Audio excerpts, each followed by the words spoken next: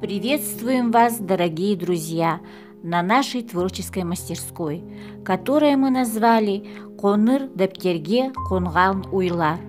Все, кто хоть немного влюблен в искусство, слово или имеет дело с текстами и начинает самостоятельно писать, чаще всего в глубине души мечтает сам написать книгу.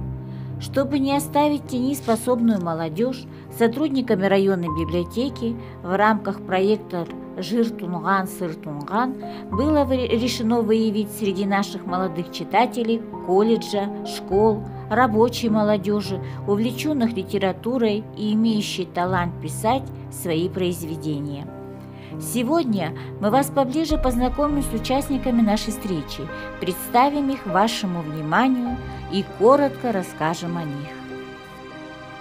Бедевкина Александра родилась в селе Ауликоль Кустанайской области, ученица 11 класса Окольской школы-гимназии имени Баймагамбетова. Стихи пишет около 5 лет.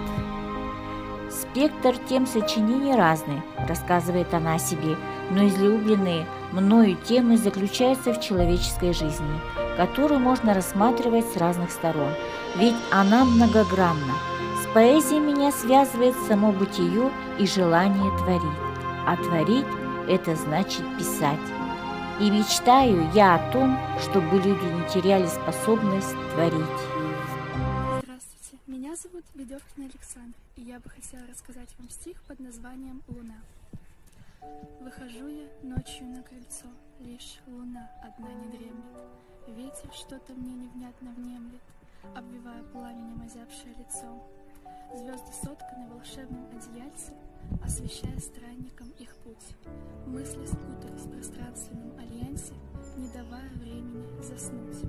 Шаг за шагом, поднимаясь ввысь, по ступенькам облачно-лазурным, я твержу себе, не оступить, проходя над миром хмурным.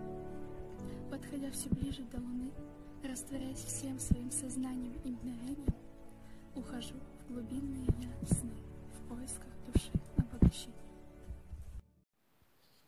Мирошниченко Алена родилась в поселке Аманкарагай Ауликольского района, закончила Аманкарагайскую среднюю школу, писать начала на первом курсе, еще будучи студенткой Кустанайского педколледжа. В настоящее время работает в Кустанае, фирма «Тарлан», художником-дизайнером.